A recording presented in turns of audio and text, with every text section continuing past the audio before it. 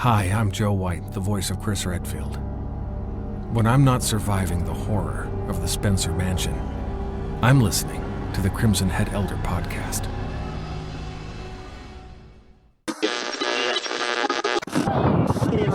Can you see that area behind me beneath the red tinted sky? That is what's left of Raccoon City.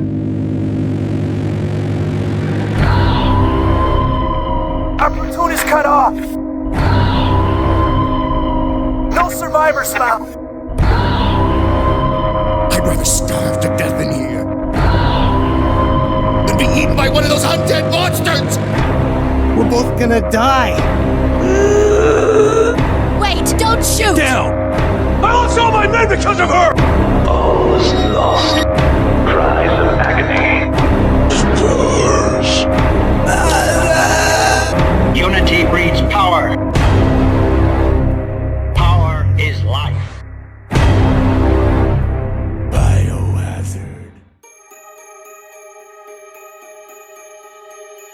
Welcome to the Crimson Head Elder podcast, your favorite podcast about your favorite video game. We're the #1 survival horror podcast on iTunes, and here's why. Our first of 3 live Halloween interviews with the most beloved and iconic of all the Resident Evil actors. In our mansion this evening, the quintessential Jill Valentine actor from Resident Evil Remake, Heidi Anderson-Swan. We are particularly privileged because this is the first time, Heidi, that you've been interviewed on the Resident Evil game, and for many it's always put at the top of their list as the most beloved character, also their most beloved incarnation of that character, your portrayal of Jill Valentine. I'll let the other 2 guys introduce themselves, but for me, George Trevor, I just wanted to thank you so very, very much for joining us on this very special Halloween edition of the Crimson Head Elder podcast. It's my pleasure to be here. Thanks for joining us, Heidi. It's amazing to finally meet you. I'm BSA Arkley. You now complete my stars collection. I've talked to every member of the stars. Great. Now that I'm talking to you, I've spoke to every member of the stars, which is fantastic. Great. All right, let me just say, Andrew just mentioned that he completed his stars collection. Well, not only are you my first stars member to interview, you are also my first podcast. So I consider it double whammy, basically. Double the pleasure. I go by Sonny Bauer on the Crimson Head Elder forums. It's so nice to meet you. It's nice to meet you, and this is my first podcast as well. At least we share that in common. We do. Resident Evil Chick 99 asks, Heidi has done an amazing job voicing my absolute favorite female video game protagonist of all time. I mean, she is up there with Barbara Batgirl Gordon as my personal female role models. Female characters such as Jill have always inspired me to keep on going no matter how bad things got in their life, and to just keep going. Level-headed, and just survives the hell out of a nightmarish experience in the Spencer Mansion and facing each challenge ahead with determination. What do you think of Jill's development starting from the Spencer Mansion to RE5? First, just want to say that it's just a thrill that people even think of me at all, in this role. And it was a joy to do and a thrill for me to watch recently. I have not followed the Resident Evil series, so I could not comment on the development of the character. Only because Andrew and Paul reached out to me did I actually look into Resident Evil and to see what the talk was all about. My eyes were really wide open. I was like, what? I don't really? Oh my gosh. And then, to hear my voice on YouTube on these cutscenes. Now, I did have 2 experiences over the years that would have given me a clue, but I didn't think that much about them. One of my family members was in the hospital, and I was there regularly visiting, and one of the nurses said, oh, well, was there anything I could have seen you in? And that's a standard question when you say you're an actor. And I said, well, I did some video games. And he said, well, what video games? And I said, Resident Evil. And he just looked at me and he said, you did? And I said, yeah. And he said, which one? And I said, well, I did the second one. And he said, well, what character? And I said, Jill Valentine. And he was like, are you serious? And he just, I mean, you could see he was really, and I was like, yeah. And he was like, wow, I'm going to have to go back and look at my video. And then he said, what's your name again? And I told him, and he's like, okay. And then I didn't see him again after that. And then he was too swept away with fandom that he couldn't face you again. Or he just wasn't scheduled. and then a couple years ago, I took my son and my stepson to GameStop. We're not gamers in this house. My husband doesn't game. I don't game. My son, the only game that he ever played was Lego Batman, just NBA and Lego Batman. And that's it. And so we were going to sell a couple of those Lego Batman videos and pick up the newest NBA 2K. And while we were in there, I thought, they've got all these old video games. I should ask if they have the Resident Evil game that I was in, because it'd be fun to show the boys. They don't know about what I used to do. And so I asked the lady behind the counter, I said, do you have Resident Evil? She said, yeah, I do. And so she handed me the game and I turned it over and I said, hey guys, look, see, there's my name right here. And she goes, you were in that? And I said, yeah. And she goes, who were you? And I told her, and she was like, oh my gosh. I mean, she really, it was really a moment for her. She took pictures. She was like, it was a big deal. Yeah. And my son and my stepson were like, what is this? And so we were all kind of surprised by it. You got off fairly easy with that fan interaction, because if you met the wrong Resident Evil fan, they wouldn't have left you alone. They'd just implode. Oh, is that right? Really? Yeah. Oh, yeah. Jill Valentine is probably, arguably, the number one character of the series. I was looking online and she's like top 5 female video game characters. Like not just Resident Evil, the entire video game genre. Her fans particularly are well known for being quite passionate. Oh, okay. Oh, all right. I gotcha. Here's my question I have for you. It seems like guys like to play her. Now, don't guys normally play guys? When the original game came out in 96, I was 8 years old. When you did the remake, Heidi, I was probably about 14. But when I was 8 years old, I played as Jill. I don't know. As a little kid, I got so mesmerized. We would play in the backyard, and I would pretend that I was tough girl Jill Valentine. I didn't even want to be. I didn't even want to be like any of the other characters in there. These are universal traits and feelings and experiences that someone can go through. I was able to immerse myself in the character. Gender specific didn't come into it, didn't feature. Interesting. That's so interesting. You know, she's very, like you guys have said, level-headed and brave. And I think the characters that I've played in other games, I was in Xena Warrior Princess video game. I played her sidekick in that. She's tough, but she's not tough the way Xena is. She's goofier and funnier and a little more naive. And I think probably more similar to the characters that I played on stage. I played diabolical wife who's cheating on her husband, in a comedy. And she's definitely the strongest character that I've ever played. I mean, I have to say, wow. Definitely the most heroic, for sure. Okay. Yeah. Wow. And especially watching the game and seeing what she's done. I can understand why the guys are glad to play her, because she's not a quote unquote female character, whether that be in video games or on TV or in films. I mean, she's just as much of a hero as any of the guys, and they send her off. They say, okay, Jill, go figure that out. And it's not like, well, I can't do it without you. She says, all right. And she just marches on, and he's like, we're going to split up again. She says, all right, let's go. And so I think that I love that. I love that she's as strong as she is. And I think that is a good role model. And it's not all about being a beautiful character to look at, but a capable, thinking human being. And so I respect that.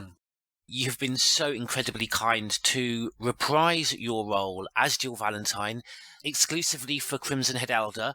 You're going to be reading in character from our translation of the Japanese drama album Biohazard: The Machova Village Tragedy. This canon Japanese audio play has never been translated before, and this really will be the first time an English-speaking audience can enjoy what is an official Resident Evil installment.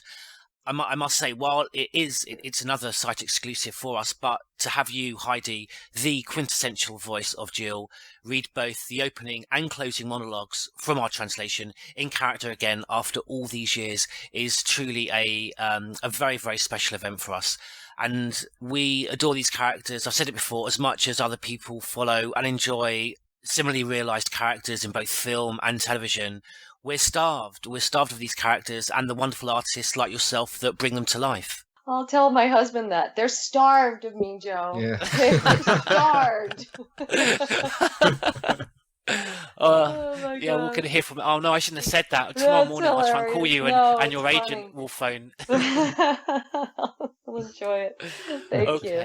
You guys, this has just been so great. You're all really wonderful. To read our premiere translation of the audio drama The Machova Village Tragedy, starring Jill Valentine, head over to the Crimson Head Elder website at www.crimson-head.com. That's crimson-head.com. And included as a very special feature with that translation are these 2 in-character recordings by Heidi Anderson-Swan of the play's opening and closing monologues by Jill Valentine.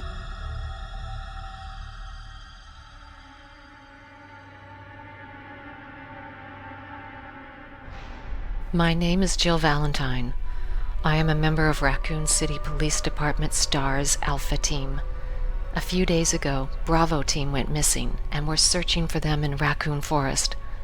Experiencing deep shock at the hands of these mysterious monsters, we took refuge in a mansion. There were 3 of us, Captain Albert Wesker, Barry Burton, and myself. We're searching this mansion separately. There seems to be countless monsters. I'm leaving this memo as record in case I'm unable to make it back alive. Chris, before I begin, there is one thing I need to report. An incident took place in a remote village a few days before this mission. I did not think these 2 incidents were related until I arrived in this mansion. Given the current situation, it seems we cannot now rule that out. To ensure my report is not lost to the shadows, I'll write out the entirety of that incident one more time. I was in the middle of a vacation in Los Angeles when Captain Wesker asked me to return to Raccoon City because of the incident that would occur. I made it back to a place just 40 kilometers outside of the city. Suddenly, a truck recklessly flew from nowhere and crashed into my vehicle.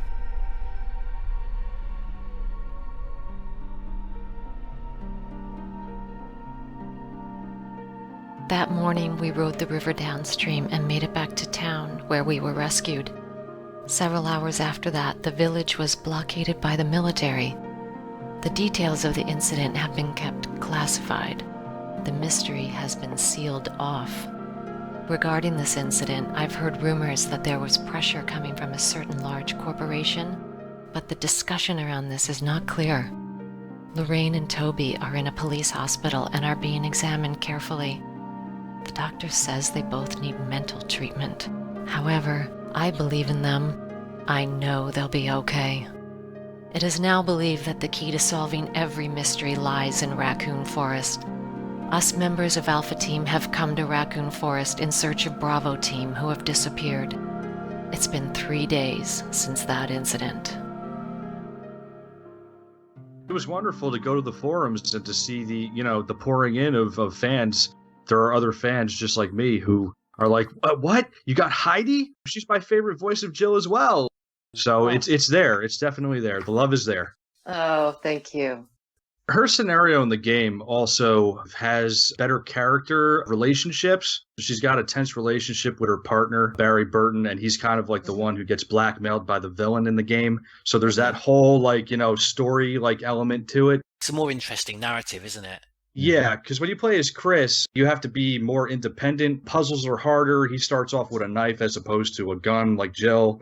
And he kind of has to babysit the rookie of the team, Rebecca Chambers. And there's no Barry character in that one. Oh, Yeah. I see. I see It's why a- that would be interesting. More interesting. Speaking of Barry, are we ready for the next question? Yeah. This is from Resident Evil Chick still, and she says, have you seen Jill's email to Barry, the file from Revelations 2? If so, what did you think about how she sounded in that email? You know, if I compare it to the Resident Evil game that I did, it's a very different in tone. It just sounded really different. It'd just be interesting to know, you know, where the writers are going with this, because I'm sure they've got more games planned in the future. So I would just wonder what their arc is, you know, overall for the game and for the character. So, but yeah, it did sound a vastly different approach from when I did it. What I love about your impression, Heidi, is that it seems to encompass so many universal qualities in, like, I guess, like a heroic type of person, but also while showing empathy for the partners that you're in the game with. But then the moment that, like, you know, it comes down to it, you got to be tough. Don't get on her bad side. But you have, like, all those qualities. And I feel like with the more recent take on Jill, it just seems more, okay, I'm just going to be tough girl, say a couple lines, just like, here, we've got a job to do. More soldier-esque. They kind of lost, like, the human feel of it.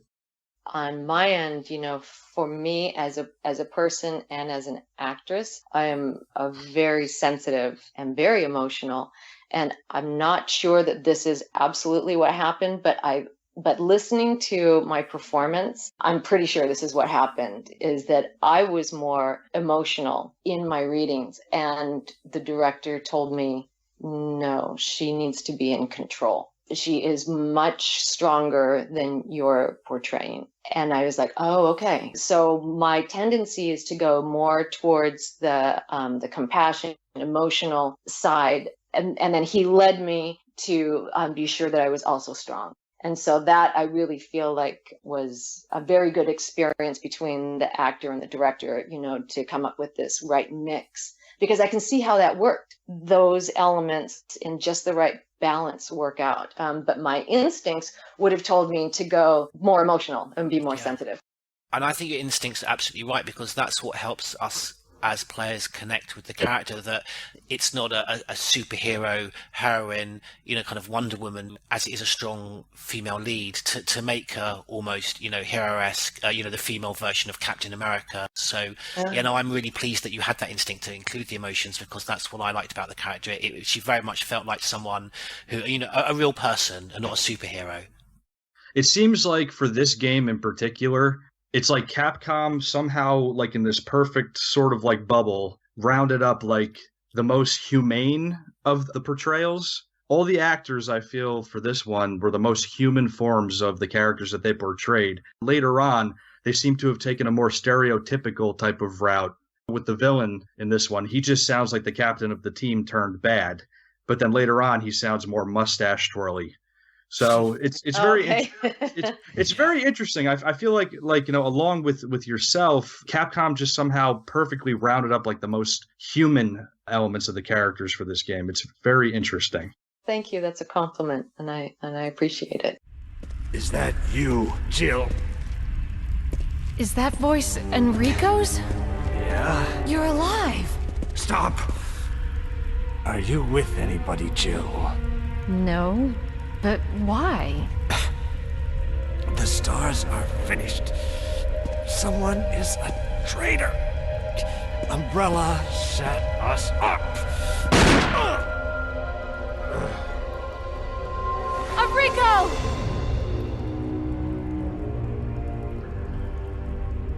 Traitor? Who?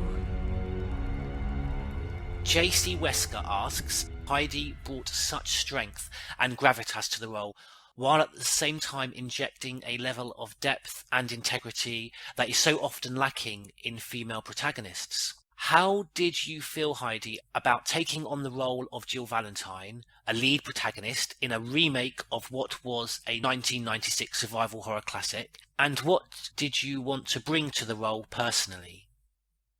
I had no idea about the game before. I just read and did my best, and they walked me through what was happening in each scene, and I did my best to respond. That's just so flattering what he has to say about the depth and gravitas. It's really nice to hear. I wonder if that helped with like your performance, because had you known like, oh, I'm going to be Jill Valentine, this Miss Rambo, and I'm going to play up, maybe you wouldn't have gone in with this aspect of like fear and like vulnerability and stuff. I think so. Like you just described, there's no pressure on you to do something a certain way because there's no preconceived idea about it. I'm just going in as an actress and trying to follow directions, think about what my objectives are and all of that. I'm just approaching it as an actress and not necessarily as, oh, it's this game. Oh, it's this famous game. And this is a famous character. No, not at all. I wouldn't worry so much about not playing the other games, because the game that you starred in was like the peak of the series. So is it really? And you lived it, so you don't need to play it. It's fine. So you're good.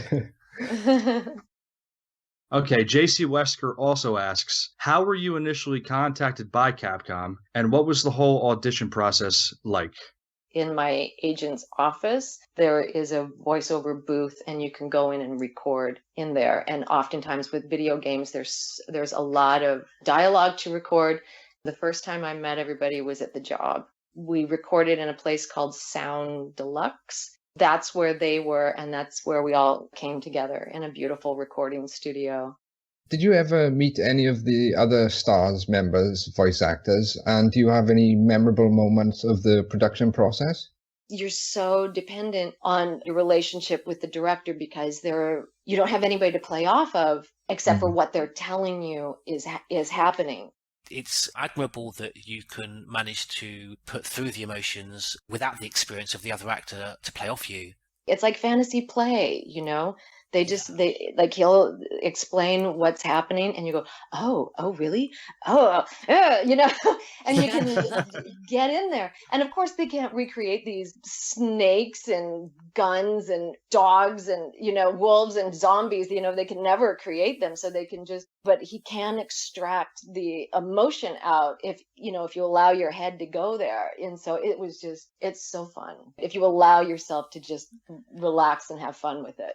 They had a camera on me so that they could not just record my voice, but see what the expression on my face was and what my body was doing, in case that would help the animation designers. And I always thought, to see that video, to see that video would be hilarious, because you're alone in a booth and, you imagine walking around, you've got your gun in front of you and you're like, oh, Barry, Wesker, and how hilarious that must look. You better not do anything to upset Capcom, because they've got that on you. They can release it any time.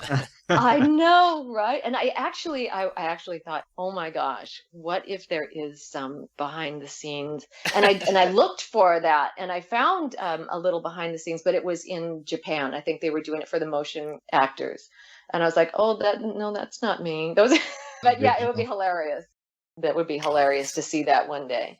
And then I was also told, and this was I think during a different game that I did, but I have a tendency to look at the mic while I'm acting. And so my eyes cross.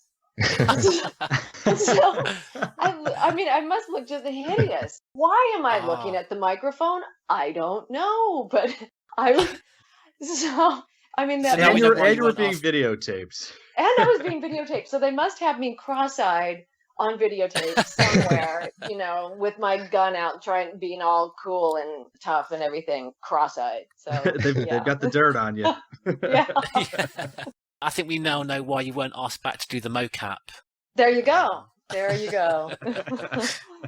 That must have been some early form of like motion capture, maybe mostly focusing on the faces of the characters. Maybe they took the expressions that you were making along with the dialogue and then the face model that they used, Julia Voth, maybe they kind of like in the editing room kind of just like melded the two together to get like the expressions and to be able to do it with the graphics for the time. I mean, this is back in 2002 on the GameCube. Yeah. This is when graphics were really, really starting to look realistic, but not quite as animated with full body motion capture. So it's interesting.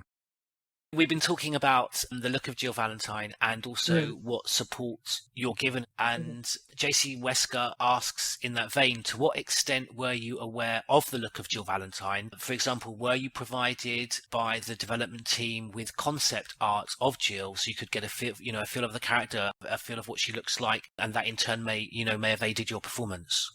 I have a vague recollection of them showing me a picture of the character, and I don't remember it influencing me all that much because that wasn't really the focus. We were really performance driven.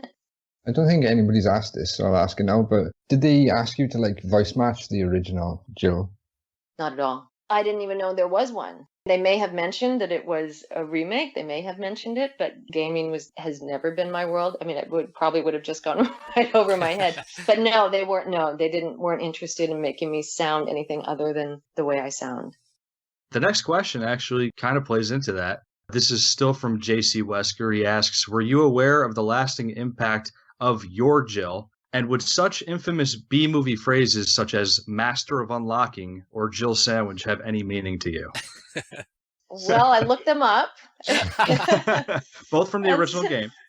Both from the original. So it's not necessarily me, because I did look them up and I saw how the original actress did it and, said it and did the whole Jill Sandwich thing. And then saw how then it was done in the production that I did. And so I could compare the two. But so I wouldn't necessarily attribute those to me. Well, the Jill Sandwich thing is said to her by Barry. But I think it's just interesting that your impact on the character has kind of resonated amongst the fans, that when people think of their signature Jill, it's very much your incarnation that always comes up. Is that true? It really is. A lot of fans think you're the quintessential Jill Valentine. Oh, that's so nice. Myself included. Oh, thank you. I'm really surprised to hear that. We connect with these characters, and the reason I really enjoyed the game and it had an impact on me like no other video game was the narrative was so deep and the characters were so multi-dimensional and had such biographies. And I think you've come, and I'm really pleased. I feel privileged that we've been able to bring to you the awareness that Jill has such a huge biography. It's very much your incarnation and your portrayal of the character that is thought of as the quintessential representation of Jill Valentine. When it comes to her as a character and the relationships that she has with her character, she knows what to do, but she's got this down-to-earth personality. And it comes across like this empathetic way about her as just a person. You could go on the job, you could be tough, get the job done, have to put your head in the game, but then still come back and be a human. Your voice comes across as a more mature sounding voice. Whereas I feel like a lot of other female video game characters, they always like to take like a youthful or more juvenile route. And definitely very interesting considering her age. Like, she comes across as like a mature woman at such a young age. I'm honored because that's all you want to do when we're creating as an actor or as a writer is to be able to connect with other human beings and for people to say, yeah, I feel like that too, and so that means a lot to me. Peter Jessup, the guy who plays Wesker in your game, he said that the game was described to him as like an interactive experience. So it was taken more like a movie. So I think the game was taken like a more realistic approach than like other video games. Oh, there you go. Yeah, maybe. Because gaming just wasn't gaming like it is now. Not everybody had a common language, around it. And so we were approaching it, I think, from a completely just an actor's point of view, as opposed to from a gaming point of view. That was like the turning point where games started to become more cinematic. It's just been a thrill for me to have you guys reach out to me about this because I had no idea, none. Basically, it smashed a lot of records when it was re-released on HD because the game came out in 2002. But in 2015, they re-released it on high definition for the current generation of consoles. It sold more than 1 million copies worldwide. It set a new record for the biggest selling day one digital title in the PlayStation Network in North America and Europe. It was also Capcom's fastest selling digital title in the company's history for North America and Europe. And it's the top selling game for PS3 and PS4 for January for the month it came out, despite the fact that it launched on January 20th, only 11 days shy of the end of the month. It beat out games like Saints Row, Dying Light, Lego video game movie, and a WWE game. And that was a re-release of a 10-year-old game. Wow, that's incredible. Yeah, and that's resonated with a whole new younger audience. Really? Oh, that's incredible. That's great. I mean, it looks beautiful. I have to say, I was looking at it going, oh, I see what the attraction is. I mean, the production value is very high. I love the music, everything. And the look just pulled me in. I felt like I was there, you know. Wesker! Thank you, Barry. Well, what do you know? Oh, don't blame Barry for everything. I hear that his better half and 2 lovely daughters will be in danger if he doesn't do everything I tell him to. Wesker, you're pathetic. Well, you shouldn't worry too much, dear. You'll be free of all this anyway. Why eliminate stars? Believe it or not, that's Umbrella's intention. You're just a slave of Umbrella. Smart girl, but I think you misunderstand me. The things you mention are nothing. I'll burn all of them along with this entire laboratory. Barry, go up on the ground and wait there. Barry. You gotta love Barry. He must really be afraid of Umbrella. You and Umbrella took his family, you bastard. Oh! Umbrella? Well, I used some carrots and sticks to cow him, but it had nothing to do with Umbrella. I just used Barry for my personal interests. Though both you and Barry seem to think I was following Umbrella's orders. What? What are you planning? I guess it's time for show and tell. It's magnificent. For the sake of this thing. You know, I hate goodbyes. Barry! Forgive me. No, you're not to blame. It's Umbrella and Wesker. Even if it meant my family, I couldn't bear turning my back on my friends again.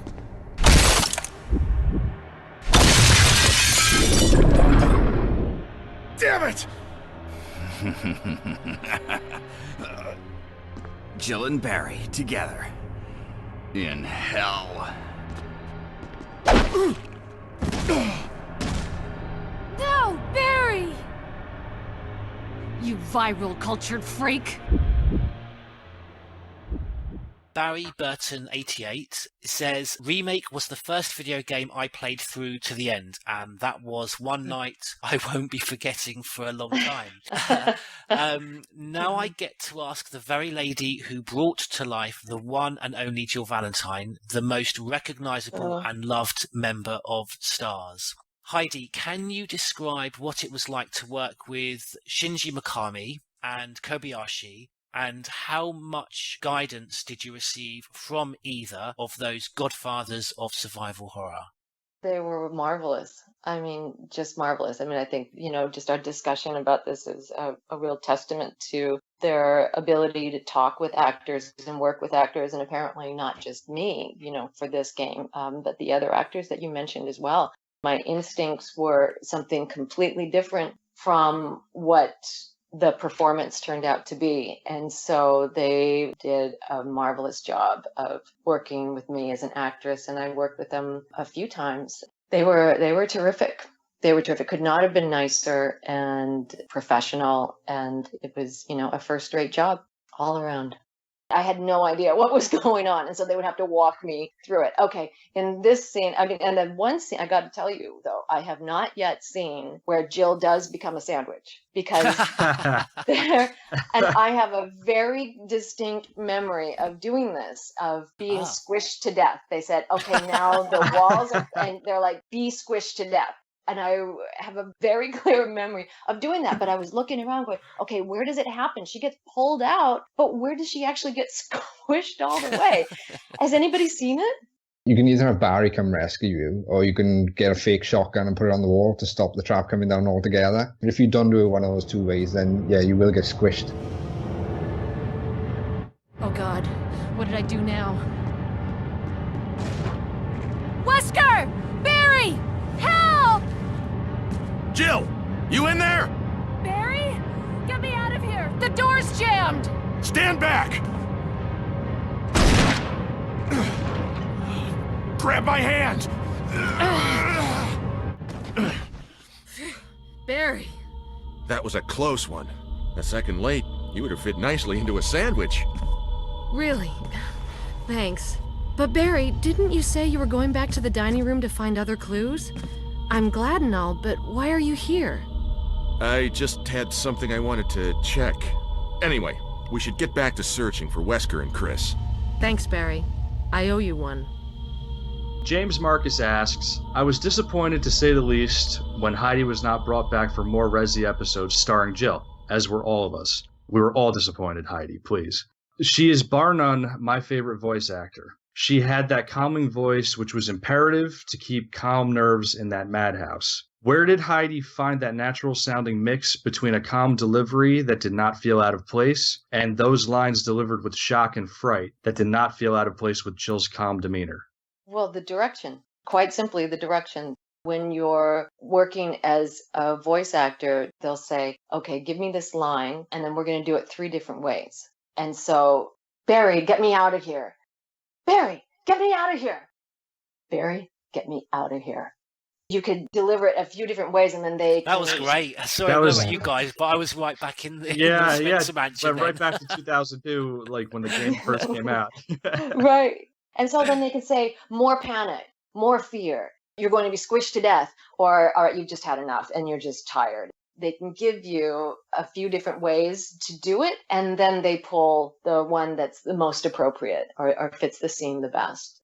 And they would say, okay, now you're going to be, thrashed around and you're really, really frightened. And then looking at the art and seeing, the character of Jill being wrapped up and hurled around in the mansion and she's screaming. And I don't know that I ever would have imagined that exact scenario, but I can't imagine what it would be like to be thrashed around or horrified that I can't get out of a room or that somebody can't hear me or, and it was interesting watching the scenes with the walkie-talkie. Can you hear me? What? Just really connecting with that. And I think they did a really good job of setting the scene for me as an actress to give them what they needed. The emotional, sensitive side to you as well. That balance, absolutely. I think just those two things together are just perfect balance. It sounds like a human going through this experience rather than like a tough character, just like, yeah, well, you better get me out of here.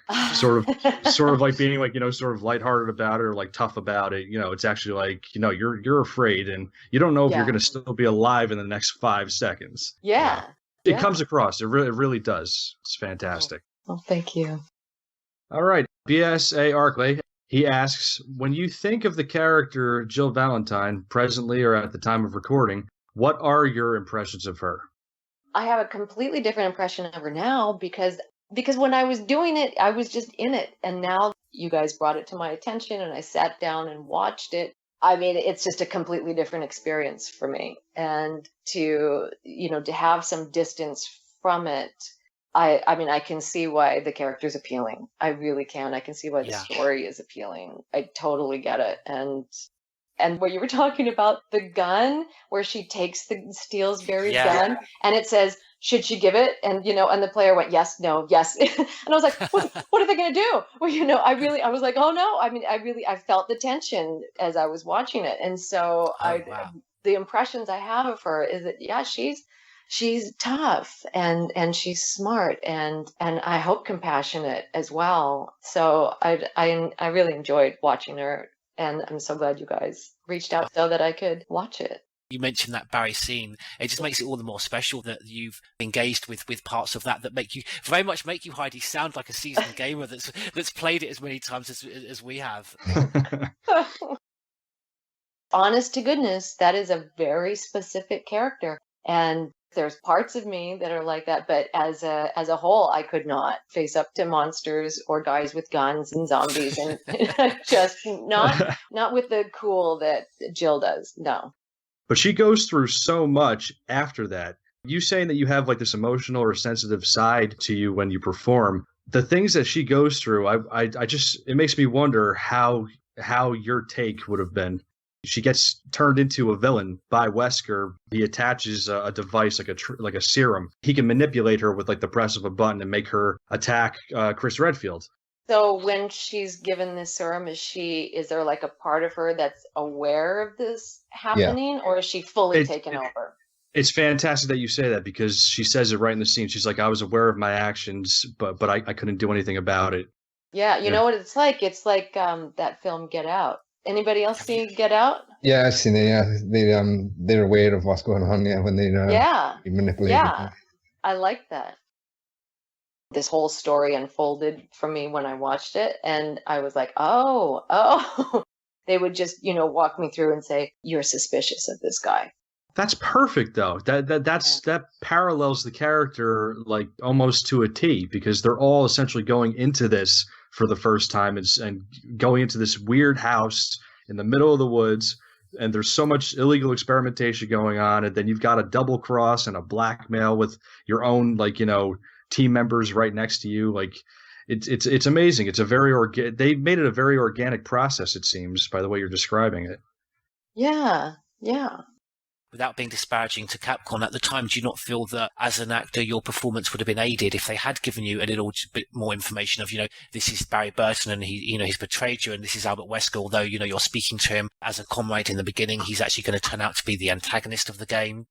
I don't know. I think like Artie said, it feels like more like an acting thing. You find out as you go along, because then you can discover instead of be anticipating that this person's going to turn out to be bad, because like you said, she, as Barry does things at first, she's a little, that's weird. And then, but she accepts it and moves on. And then finally that's it. I've had enough. Like George said, he doesn't see Jill as a woman. It's just a character. And that's kind of the same thing with like Sigourney Weaver or Ellen Ripley in Alien. Oh, yeah. Yeah. It's just a great character. You don't think of Ripley and think, oh, that's a girl. It's just Ripley. And that's the same thing with Jill. Yeah. Yeah. Oh, wow. Well, that's a compliment. So thank you. And you play it for several hours, right? How many hours can you play it for? You can finish it anywhere from, say, 3 to 10 hours. Depends how much fun you want to have with it and how much you want to explore and stuff. I take no shame in the fact that I've completed the game and I get a low grade. I get like a C grade rather than an A or a B, because it's taken me 10.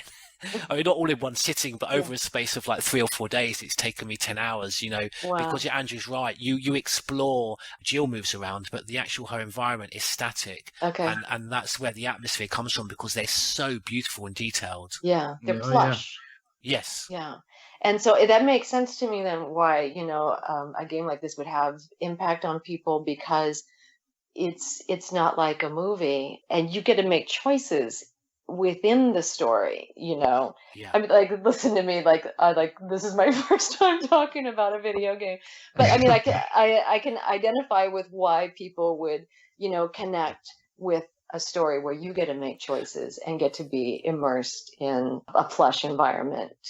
When you said about the choices, yeah, and that's what made you think that's how gamers are connecting with this game. Long before I played this video game as a child, I used to read these books in England called fighting fantasy books, where it's like a normal book, but it will say, do you want to go north or do you want to go south? Turn to page 31 or page 50. Oh, wow.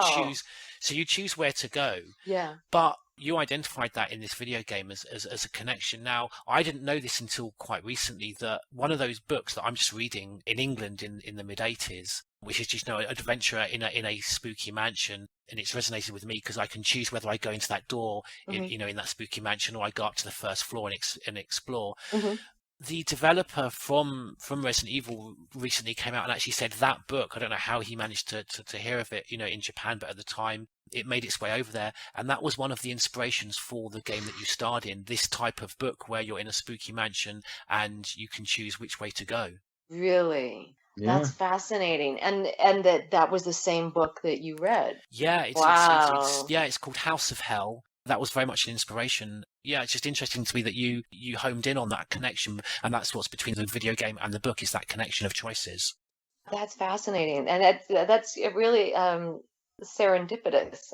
That here you have this website, and that the same book inspired you both.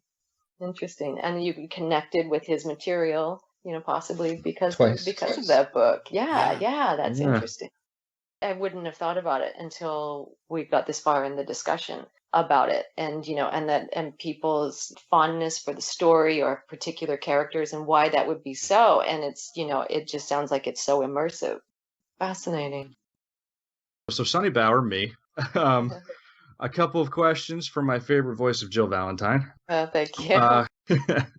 Resident Evil has a tendency to have a character always calling out another character's name, which can become memorable. In Jill's case, that other character is Barry Burton. Can you recall how much time you spent in the studio just recording variations of the line, Barry? It's funny because I read that question and then I was watching the cutscenes of Jill's and I saw what you were talking about, and it's like, it's true. Barry or Barry or Barry. Yeah, it's what's your intention, and what are you trying to do with that, Barry, or Barry, if you're being flung about. So yeah, you're doing it, several different ways all day, and you can see how it helps, in the story. Snap your fingers and you're right back into Jill. When you were saying Barry, that's amazing. Maybe one name or one line of dialogue, but it's right there. Yeah. It's right there. You gotta understand that we've heard Jill talk for like the last 15 years, so we've like memorized this. So when you do it, I can tell that that's perfect. Yeah. Great. Oh, you guys, this has been really fun for me. So thank you so much. Bloody Eye also asks, is there anything about Jill's character or your performance that you would change if you could? I don't know. And now I have to ask you guys, is there something that people say, oh, but that line that she delivers, or, regrettable in this way? You guys have to tell me, is there anything out there? If there is something, it's probably some of the writing of one-liners that I would have a problem with, not necessarily your portrayal. It would be just the writing of the line itself. So, for instance? We're already halfway through the interview because I was a bit worried if this was at the start that you'd just walk out on us, Heidi. No, it's fine. It's fine. I think a cringeworthy line that I tend to skip in the cutscene, which is at the end of the cutscene anyway, is when the tyrant first bursts out of the tube and smacks Barry against the computer console. I know where you're going with this. And Jill says, "No, Barry." That part's fine. But then she turns to the tyrant and she goes, "You viral cultured freak." Oh, yeah. Yeah, it's very specific, isn't it? And like I said, I don't think it's really your performance. I think it's just the writing of the line. It seems to have gone into that sort of B-movie, I'm going to shout at the monster all of a sudden. Oh, my gosh. Oh, that's funny. Yeah, I could see that. I could see that. Yeah, so nothing against you, just the writing. Your performance, to me, is the best portrayal of Jill. Heidi, what are the major differences between stage, on-camera, and voice acting in your experience?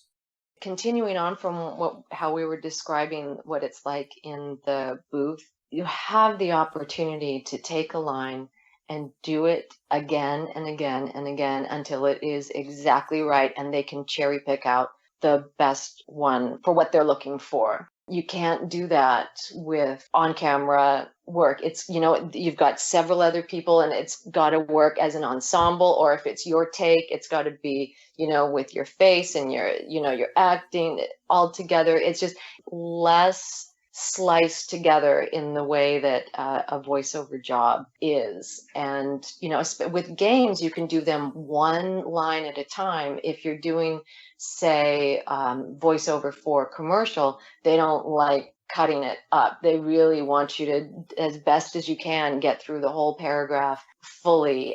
These games, like I said, you can do it one little bit at a time and get it exactly correct. And then when you're on the stage, you just got to do it. And you just got to be on time and not miss your cue or anything else, because you're going to ruin it for everybody there, including the paying audience. So yeah. But great that, some people might think that video games, the acting performance is maybe not taking as seriously as you may find if you were portraying the same equivalent character in a television drama. But great to hear that you were mentioning the production values of Remake and the fact that they were striving to get that perfection with your delivery. Yeah. You know, we talked about with the other actors, we were all really very serious about acting in it. And, you know, yeah, I think there's some goofy lines and scenarios in it, but I think that the actors were coming from a sincere place. Yeah, you can hear that in the performance. Yeah. What have you been doing professionally since the remake of Resident Evil? I've been writing, and I've written screenplays, and I've had a couple optioned, and I just finished a book that I wrote with my brother, and by the time this podcast is aired, it will be on Amazon, and it's called A Night in Jail, and it's about my brother's true life experiences as a seriously mentally ill drug addict and dealer who was homeless and went to jail 18 times. And so we felt like there was a message there. And so we made a book, and it's almost done. I'm so excited. And we also made it into a short film. And I'm thrilled to say that Michael Madsen was in it, and his son Max Madsen. And so we're submitting that to festivals right now. Oh, wow.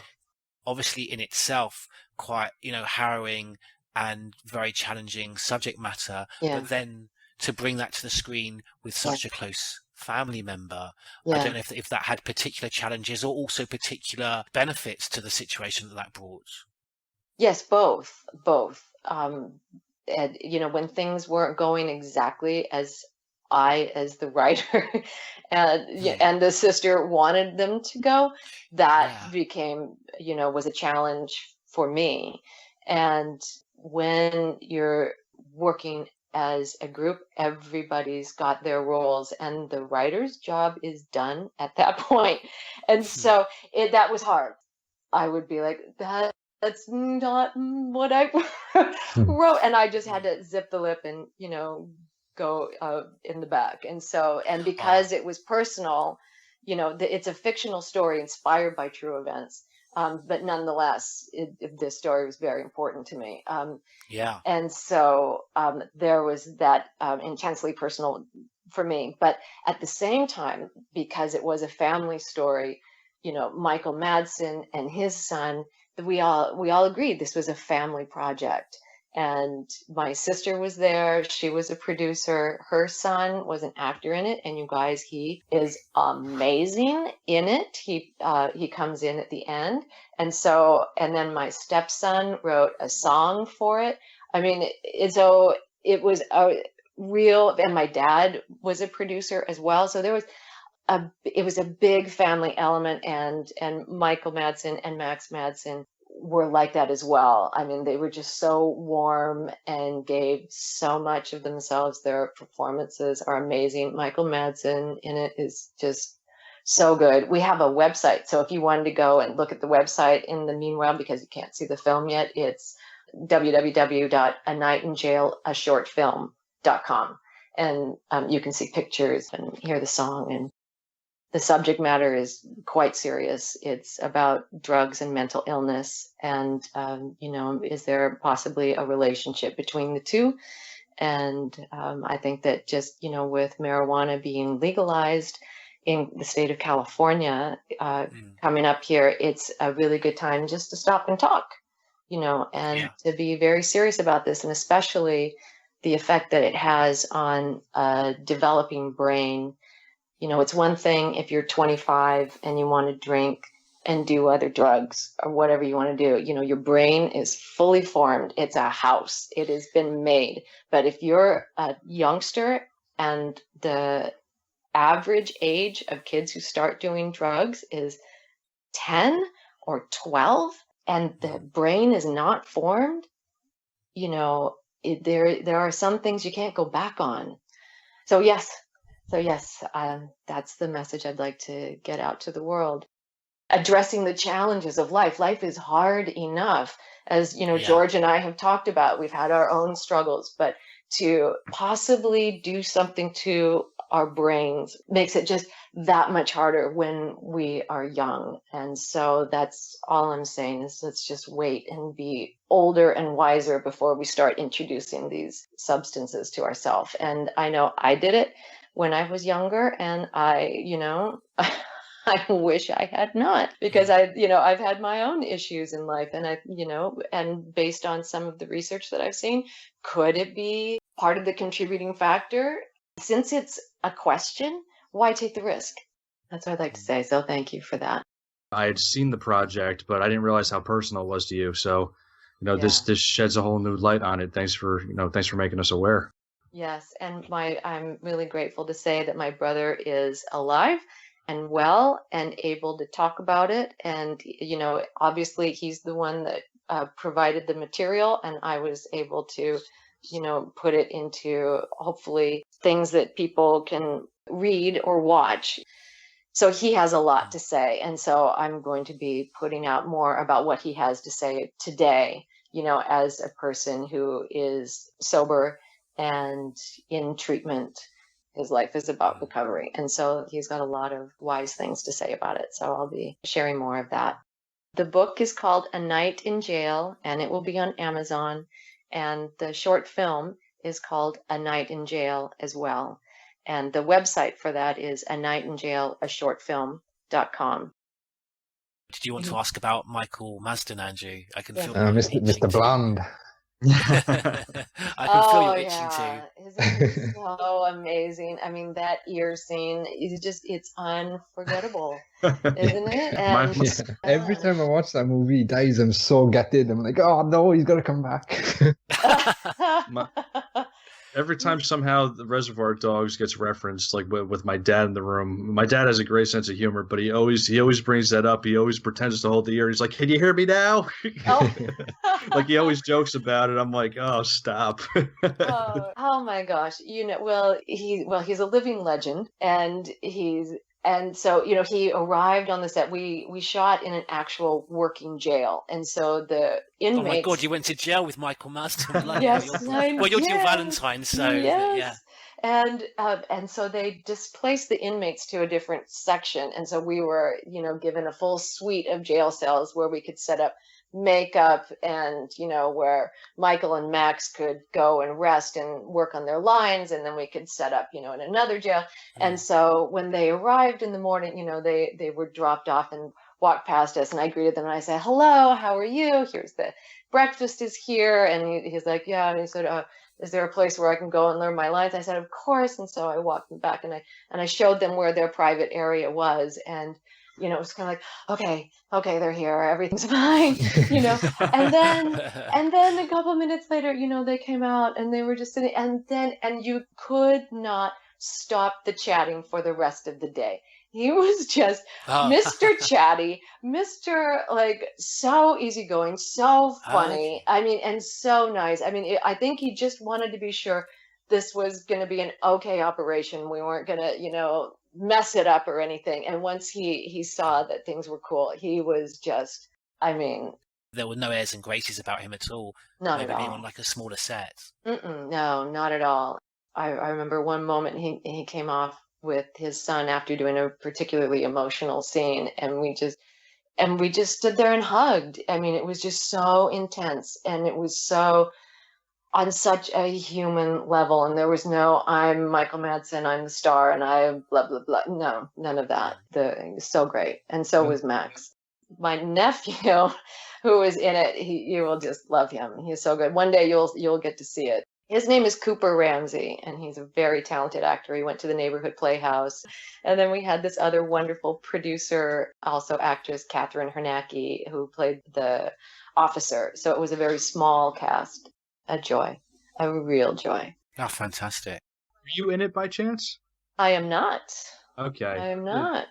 You should have made a cameo as one of the officers wearing a beret. Right? Wesker. just come right in with the beret on and everything.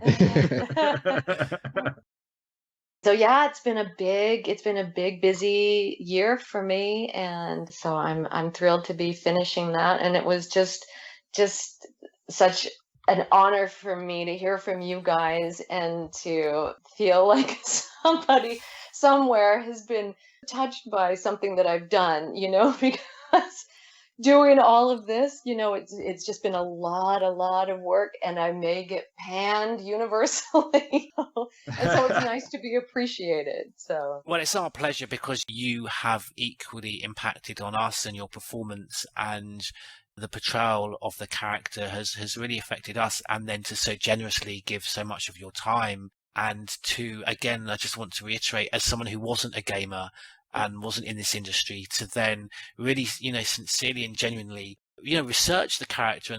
And it's a privilege for us. We're starting with a few questions by Yoke, who's from North America, and he always asks these esoteric and eccentric questions, but that often actually relate back to the particular character. Yeah. So be prepared. Yeah. Yoke asks, can you pick a lock, and what is your favourite sandwich? I cannot pick a lock, and I like a grilled vegetable sandwich with goat cheese. That would probably be my favorite. I'm getting hungry now. Yeah. Oh, yeah. Oh, brilliant. And I think kind of on that subject, the next question is kind of in that vein, isn't it? Yeah, it is in the same vein. Can you play the piano or any musical instrument? No, nothing. You didn't do method acting then? No, never did. And my mother was a concert pianist, so... Well, there you Nope. go. There's the correlation. Yeah, there you go. Somehow. I grew up with music, but didn't play it myself. This is for me. Any particular time when travelling to another part of America, say, or another part of the world, any of that travelling which influenced your character or attitudes? When I graduated from college, I grew up in Seattle, Washington, and I graduated from the University of Washington. And I moved to New York several months later without ever having been there. I sent my boxes. I just picked up and moved. I mean, it was just the craziest thing. And I really feel like that's something that I share in common with the character Jill Valentine, is just, you got to do what you got to do, and you just go. Don't think about it. Just go. Get the plan going and execute it, whatever those things need to be. And, and I did those things. I lived, you guys, this is so funny. I lived in a women's residence in Gramercy Park.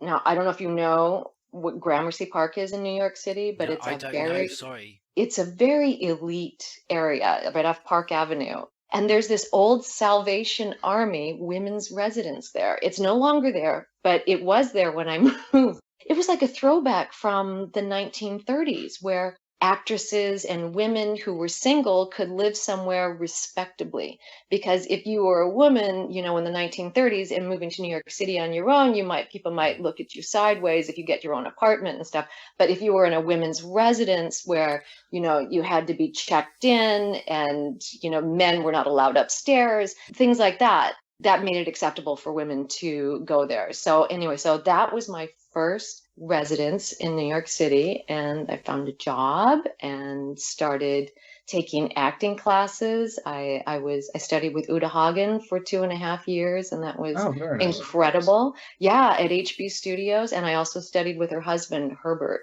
He died while I was there, and she came to work the next day, and I was in her class that next day. Yeah. Somebody came in ahead of her and said, Miss Hagen does not want to talk about it. She just wants to move forward and conduct the class as normal. And that's what we did. I mean, it was really an incredible thing to witness. Yeah, so that is an experience that I look back on now and I say, wow, I was 20-nothing moving to New York. You got to do what you got to do. And that is something that Jill Valentine definitely does. She does what's necessary, Yeah. Absolutely, yeah. One of the top ranked horror games ever.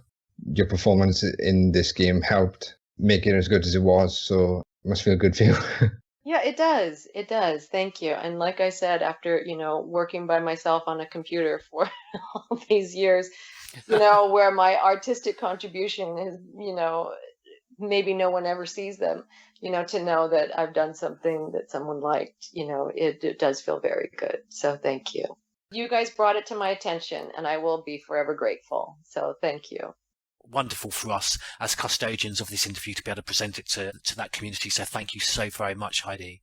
Oh, thank you. Thank you. I'm just honored. I really am. So thank you to all of you. You're just such a lovely, lovely talk. It's been really fun for me. Really. So thank you. I just want to say, Heidi, that it's been very lovely getting to know you and to hear your story. You're just very lovely to talk to, and it's been a real pleasure. Thank you so much for being on the podcast. Thank you, Artie. The feeling is mutual. Now I've spoken to Jill Valentine, I can retire. I'm done. Me too. I spoke to Jill Valentine too.